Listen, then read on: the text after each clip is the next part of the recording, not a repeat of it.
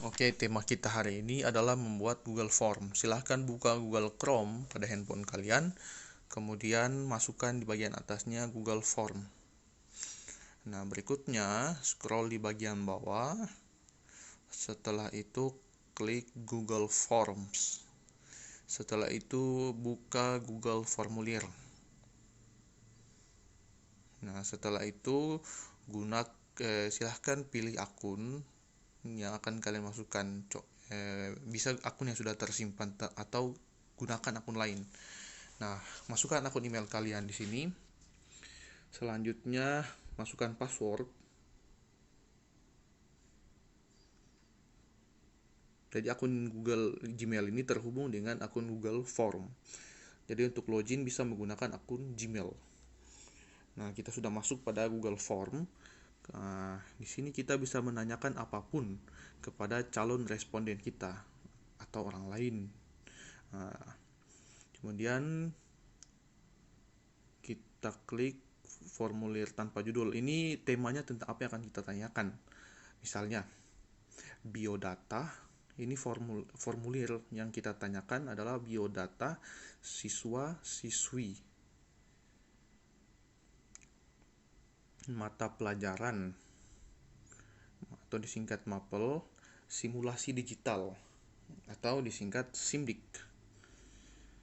Nah, berikutnya pertanyaan tanpa nama. Nah, kita bisa mengajukan jenis pertanyaan apapun di sini. Contoh misalnya, yang kita tanyakan kepada calon responden adalah nama lengkap. Nah, berikutnya klik di bagian kiri bawah, ada tombol plus untuk menambah jenis pertanyaan. Klik tombol plus tersebut, tanyakan hal lain. Nah, tanyakan hal lain, contoh misalnya tempat tanggal lahir. Kemudian klik di bagian kiri bawah di tanda plus, muncul lagi pertanyaan berikut. Kita tanyakan sekarang alamat lengkap calon responden. Nah, kemudian tambahkan lagi pertanyaan, hobinya apa? Nah, kalian bebas ya menentukan jenis pertanyaan apapun yang akan kalian tanyakan kepada calon responden. Nah, kemudian jangan lupa diisi di bagian kanan bawah itu wajib diisi. Tujuannya apa? Agar supaya setiap pertanyaan itu harus diisi oleh orang yang mengisi formulir atau biasa disebut responden. Di setiap pertanyaan yang kita ajukan, kita bisa memilih jenis jawaban yang kita inginkan. Di formulir contoh ini ada jawaban singkat, paragraf, pilihan ganda. Kita tinggal pilih pilihan-pilihan tersebut di setiap pertanyaan. Contoh misalnya yang kita tanyakan hanya hobi, ya kita bisa pilih jawaban singkat. Karena kan contoh hobi hanya berlari. Kalau jawabannya panjang, silahkan klik paragraf.